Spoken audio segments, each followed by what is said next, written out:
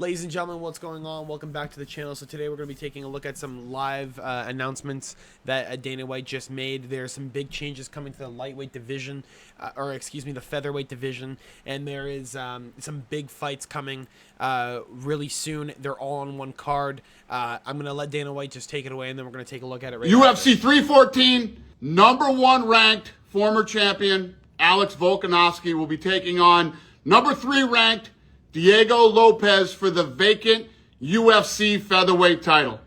Topuria has felt like he's done all that he can in that division, and he feels like he's cemented his legacy, and his body cannot make the weight anymore. So Topuria will be moving up to 155 pounds and will be vacating the featherweight titles. There is a 5-round co-main event between #7 ranked Michael Chandler and #12 ranked Paddy Pimblett.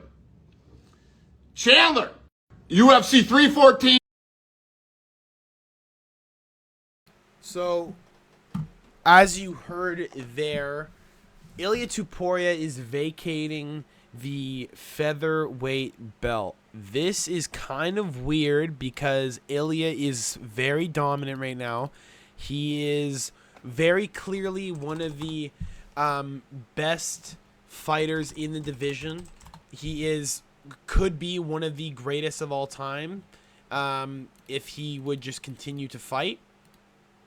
Now, I'm not really sure why he's taking this step and moving away. He says he can't make the weight anymore. I'm not too sure about that, seeing as you know, he's clearly made the weight easy before. I don't see any, you know, weight drain from the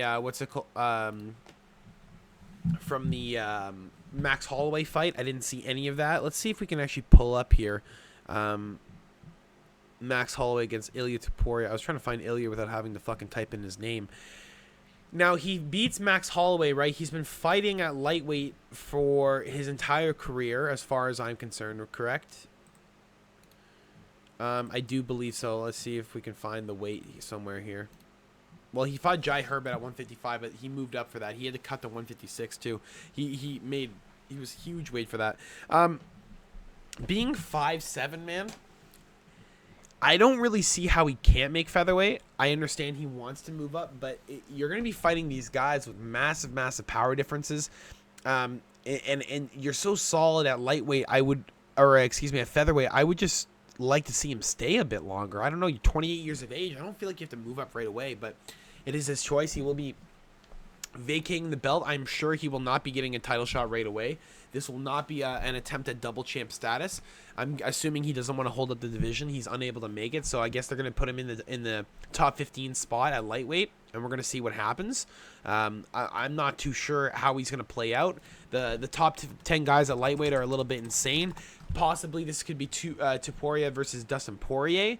Very, very possible that this is something that could happen, seeing as Dustin Poirier has commented on how he wants to fight a legend, on how he wants to end his career on a massive victory or on a massive fight. You have Arman Tsarukyan, Charles Oliveira, Justin Gaethje, Dustin Poirier, Max Holloway in the top 10. He's not going to be fighting Max Holloway again. Just got knocked out. Renato Moicano could be a good fight for him to just rip into the top 10. Rafael Fiziev, you know, a lot of good fights for Ilia Topuria. Again, we have more fights to look at, though. Alexander Volkanovski versus Diego Lopes. Very dangerous fight for Alexander Volkanovski. Diego Lopes, devastating power, knocked out Brian Ortega and woke him back up on his way down. Absolutely insane power. You know, Volkanovski has to utilize that complete mix-up ability that he has. The grappling is going to be really useful against Diego Lopes, trying to force away the power shots. I just don't see Volk winning that fight, though. Diego Lopes is a big guy, man. He's really fast, very powerful. Michael Chandler, Paddy Pimblett. I have Paddy Pimblett submitting Michael Chandler. Even though Charles Oliveira couldn't get him, Michael Chandler is just explosive to the point where Paddy Pimblett's going to get him in the later stages of the fight. This is a 5-round co-main event. Absolutely unreal. I'm sure this is going to be UFC 316 or 317. This is an absolutely unreal card. I truly believe that Michael Chandler is going to fall out of the rankings at this point. I just want to see him get out. I don't think he's that good of a fighter. I think he's just very explosive and very, he has a lot of good cardio, so he's able to stay around long. He just can't win fights. He's having a tough time. You have Yair Rodriguez versus the newly acquainted Patricio Pitbull, as far as I'm aware. Insane pickup from the UFC. Picks up Patricio from, I believe it is ONE UFC, if I'm not mistaken. Let me just double check here. Make sure I am not wrong. Or it's Bellator. It's one or the other. It is Bellator. He did just defend his belt last year in March against Jeremy Kennedy. They've been not giving him any fights whatsoever.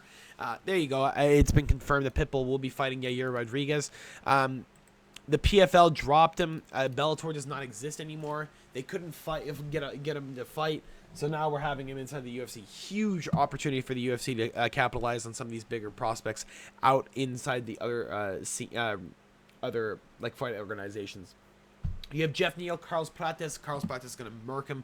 Jeff Neal, absolutely unreal. Just hands of steel, is true to his name, but Carlos Prates is a different fucking level, man. This guy smokes cigarettes, drinks booze, and just pops people with 1-2s for fucking fun.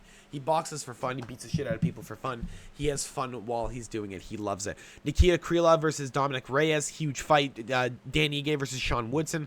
By the way, I'm not sure if these are the exact names. I'm just reading off what I'm assuming based on what I'm seeing in front of me here. Yan Xiaonan, Fernando Generoba, huge fight. Jim Miller, Chase Hooper. That's an amazing fight. Jim Miller, an amazing fucking vet to try and hold off Chase Hooper flying in through the lightweight division. You have Darren Elkins, Juliana Rosa. Fucking huge fight, dude. Darren Elkins, massive comeback artist. Juliana Rosa usually able to get it done in the first two, other than losing a decision. I like Darren Elkins there. I think he's too unstoppable. Cedric Dumas versus Michael Olajaychuk.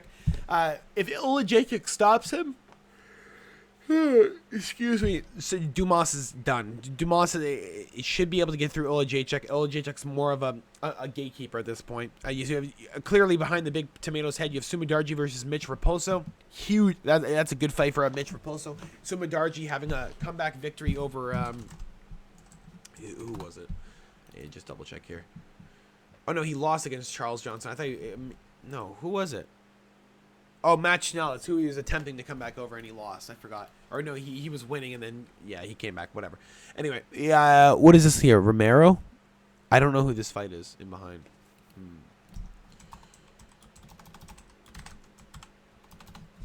Okay, let's see.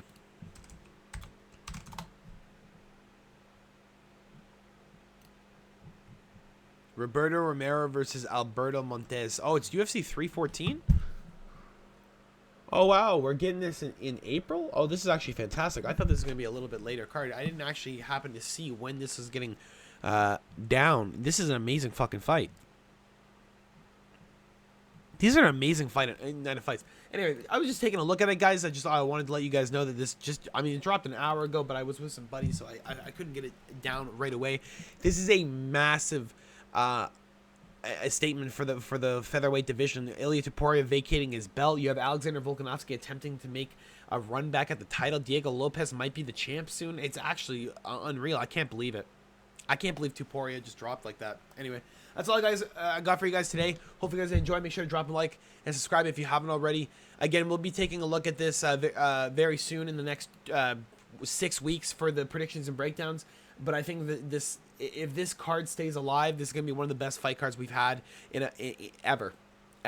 This card is stacked. Anyway, I'll talk to you all later. I can't even talk. I'm too excited. I'll talk to you guys all later. Peace.